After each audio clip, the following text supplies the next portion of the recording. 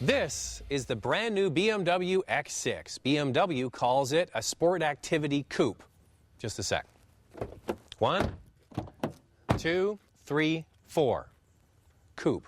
Okay. I call it the X5 Sport. You see, it's based on the same platform as the X5. It's built in the same factory, but it does have a different attitude. So why would BMW come out with this coupe? Sport version of the X5.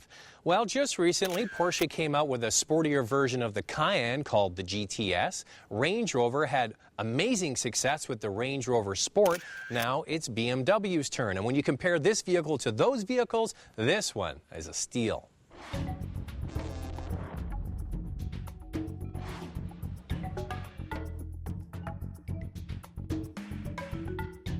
Styling is either love it, hate it, or it might grow on me.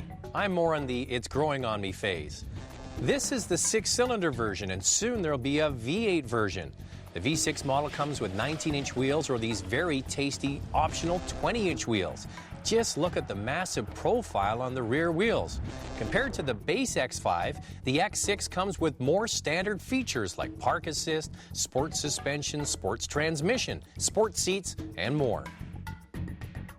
You know, this X6 is starting to grow on me, and here's why. It's only $2,000 more than the base X5, and all that sports stuff we mentioned is thrown in as standard equipment. So it's starting to look a little bit better. Look how high the back is here, and look how shallow the rear window between the top of the seats and the top of the window is only like that. So looking out the back when you're driving is absolutely horrendous.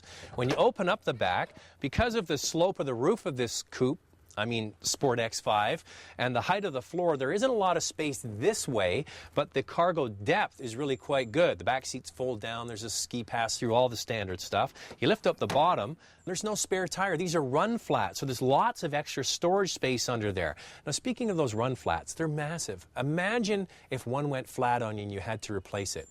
Call your banker.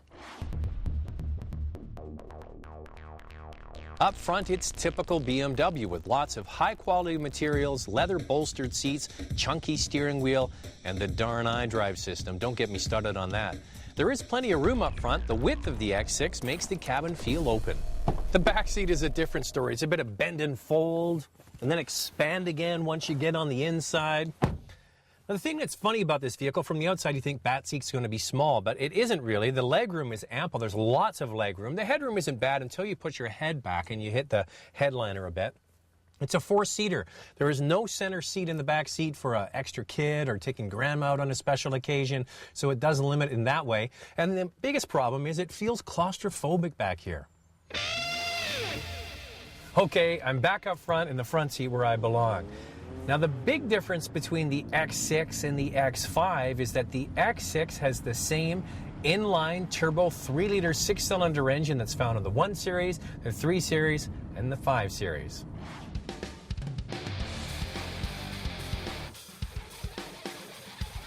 The turbo 6-cylinder gasoline engine found in the X6 will not be sold in the X5. The X5 6-cylinder will be a diesel for 2009.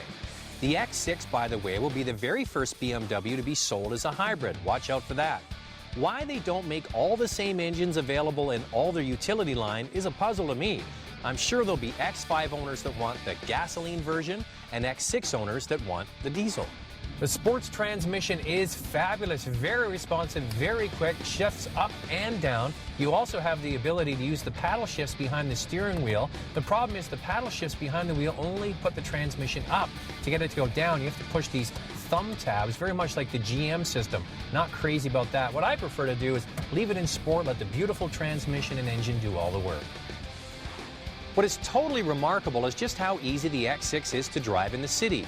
One would think with huge rear tires and sports suspension it would punish the driver, catching every single rut in the road, but it doesn't. Plus, when asked, it corners like a Porsche Cayenne, long the best handling SUV in the bunch. There is new technology at work, though, called dynamic performance control that shifts power to certain wheels to activate better cornering and handling. I'm not sure if you'll care how it works, but it does. Now, we mentioned in our walk around, outward visibility out the back is not very good. It's just a slit of a window, and there's no wonder that they include a standard park assist, because it would be impossible to park this thing without it. Now, the X6 doesn't get the same kind of mileage as the X5. It's slightly worse, but as I mentioned, the X5 will be getting that beautiful diesel engine very soon. But I think people looking for more driving dynamics and sportier performance will put up with a bigger gas bill. The X6 Coupe, or whatever the heck you want to call it, definitely will have a smaller market than the very popular X5, especially when buyers get out and drive the new X5 diesel engine. Efficient and powerful, I think they'll be hooked. This X6 has power, it has handling and performance, and I think that's what really sets it apart, especially when you factor in the price.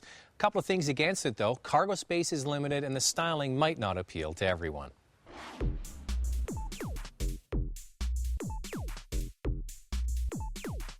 For complete specs, go to our website at drivingtelevision.com.